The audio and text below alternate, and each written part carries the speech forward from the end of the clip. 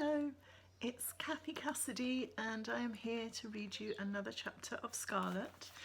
And in my quest to keep finding different backgrounds, I am talking to you from the workshop today, which is where I do lots of craft and arty kind of stuff, and sometimes where I write as well. So it's a lovely sunny day outside. I hope it's nice where you are, and I hope you are managing to follow the story along and enjoy having a little bit of escapism from the lockdown by following Scarlett's adventures. So we have got to an interesting part of the story. We're on chapter 12, and Scarlett is about to meet the mysterious Kian for the second time. So here we go. Chapter 12. There's a sound like hail against the little window of the sky blue room with the nursery border. Then again, I may have imagined it, because you imagine all kinds of stuff lying alone in the dark, trying to keep the bad thoughts at bay. The room is silent apart from the gentle swoosh of the swing tree rustling in the breeze and some sheep in the field beyond the garden. I snuggle back into my pillow. Then I hear it again, and I'm sitting bolt upright now, my heart thumping. I slide out of bed, edge across to the window and peer out from behind the curtains. And there it is again, a shower of gravel flung up against the window from the garden below, making me jump, making me laugh. A boy with black hair is standing in the moonlit garden, grinning up at me, arms folded.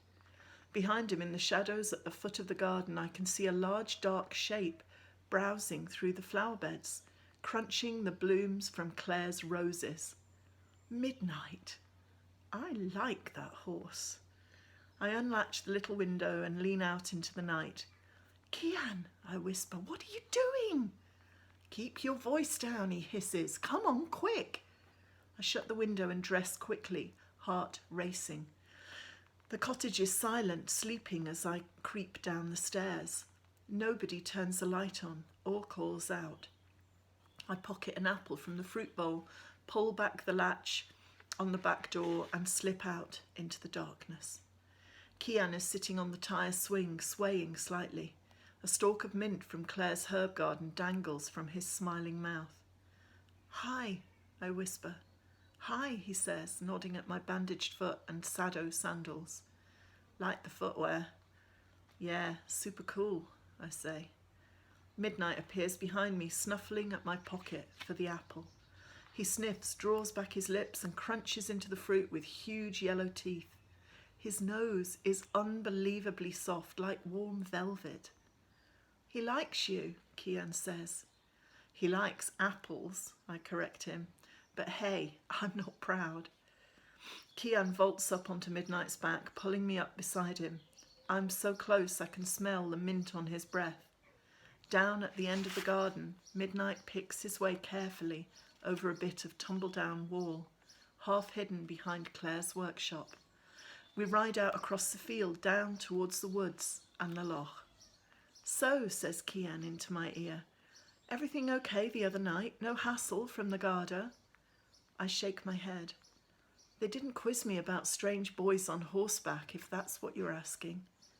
Good, Kian says as we enter the woods, dark silhouettes of trees closing around us. I don't get mixed up with them unless I can help it. How about the ankle? It's not broken, just badly twisted, I say. The doctor kept going on about wedge heel sandals, but I blame the tree roots. Obviously, Kian says. All the same, next time I run away, I'll plan my footwear better. Running away is overrated, Kian says. You just drag your troubles right along with you. Yeah, well, I've got plenty of them, I grumble. You could always stick around, Kian says. Softly, it's not so bad.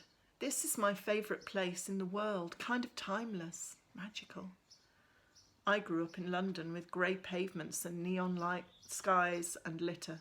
The only magic I ever saw there was when someone decorated the bus shelter outside our house one night with spray can graffiti in a dozen different colours. That's not magic, Mum had sniffed. It's vandalism. Midnight moves slowly along the dark woodland path, hooves crunching over leaves and twigs. Suddenly an owl swoops past us, ghostly pale, the breeze from its wings cool against my cheeks. I'm grinning in the dark, I realise, eyes wide. See what I mean, Cian whispers. We come out of the woods right by the hazel tree at the tip of the loch. Cian dismounts and I slither down beside him in the moonlight. Midnight drifts off, cropping grass, and I sit down beneath the hazel tree. Cian flops beside me, just a breath away. A crescent moon hangs silently above us, painting the world with silver. I can see why you like it, I admit. I guess I'm just not a country girl. Maybe I'll get to like it too. Right here, right now, I feel safer and calmer than I have in a while. I'm not sure it has anything to do with the woods and the loch, though. Maybe more to do with the skinny boy with dark eyes, raggedy black hair, and slanting cheekbones. Stick around, Scarlett, he says again. Don't know where else I can go, I admit. I was aiming for London the other night, but Mum doesn't want me there. Nobody wants me here either. Not really. Maybe Holly, but she's nuts to start with. Who's Holly? Cian asks. My stepsister, I explain, trying out the feel of the word in my mouth. It's weird. Alien, like the piercing when I first got it. Like the piercing, I guess I'll get used to it.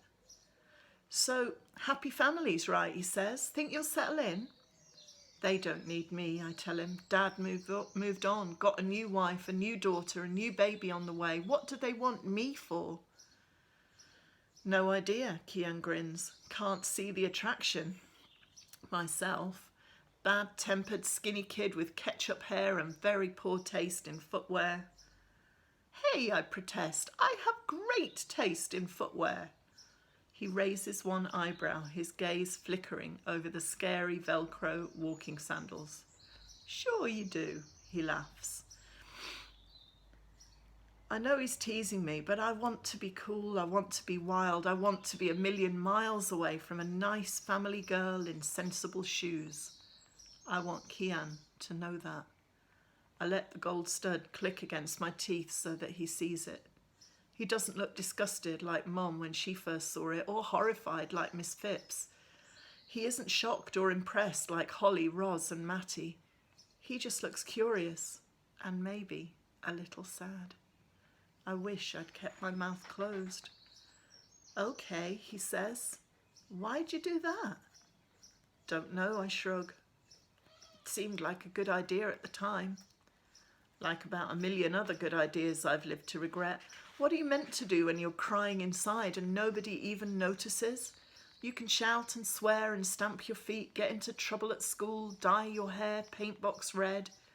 You can stay out late, skip school, tell lies, break things. You can even pierce a hole through your tongue and scare old ladies on the bus, but don't expect anyone to see what's happening inside. They never will. Whoever you were trying to shock, I hope it worked, Cian says. Fat chance, I reply. There's a silence and I flop back onto the grass, watching the ink-black sky through the branches of the wishing tree. Cian is beside me, a whisper away through the rustle of long grass. It'll be okay, he says into the dark, so softly he could almost be talking to himself. Everything will be okay. I close my eyes, shutting out velvet skies and silver stars and wizened hazel branches, silhouetted against the moon like gnarled fingers. The ground is cool, the grass soft, and I can hear midnight chewing grass and Cian breathing, and the sound of the loch sighing gently against the shore. It feels like home. When I wake, the sky is lighter, streaked with apricot and peach. Cian is shifting too, stretching and yawning, and midnight stands a little way off along the loch side, drinking, swishing his tail, making little huffing noises through his nostrils. It's daylight, I panic. I have to get back. If they think I've run off again, they'll just about kill me. Okay, no problem. Cian whistles softly, and midnight raises his head, shakes his mane and strolls lazily towards us, his round belly swaying. The woods are waking up, birds singing in the trees, red squirrels darting through the branches. The light is cool and dappled green, and there's a sharp, fresh smell of morning. We ride through the woods and come out into the lane just a little way from the cottage. It's early, Kian says, as I slip down from Midnight's back. Well before 6. They won't be awake. Did we really stay out all night? I ask, amazed. Not all night. I didn't call for you until after 12. You're a bad influence, I tell him. Dad wouldn't approve. How about you? Do you approve?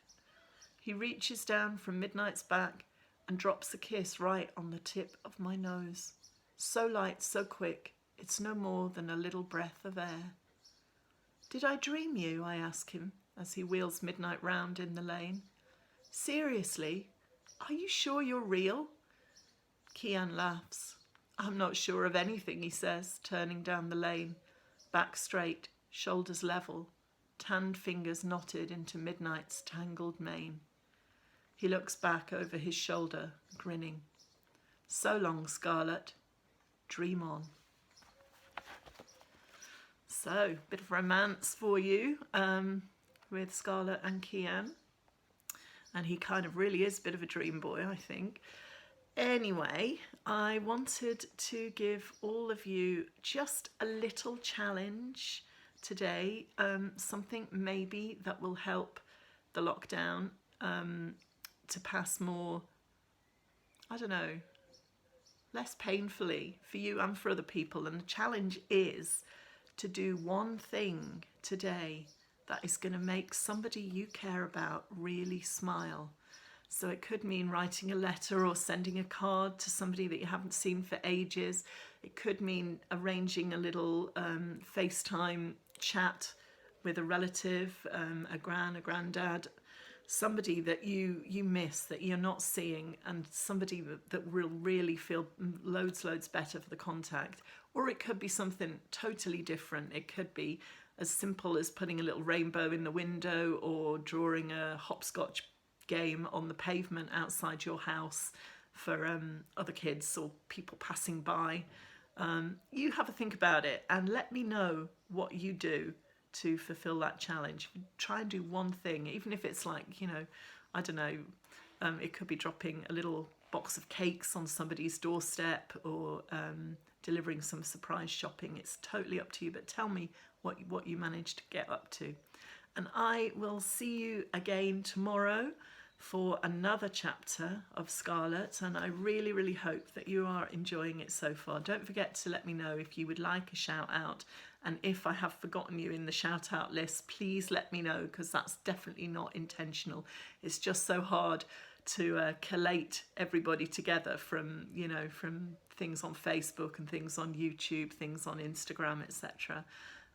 But yeah, you all matter loads to me, and thank you for watching along. See you tomorrow.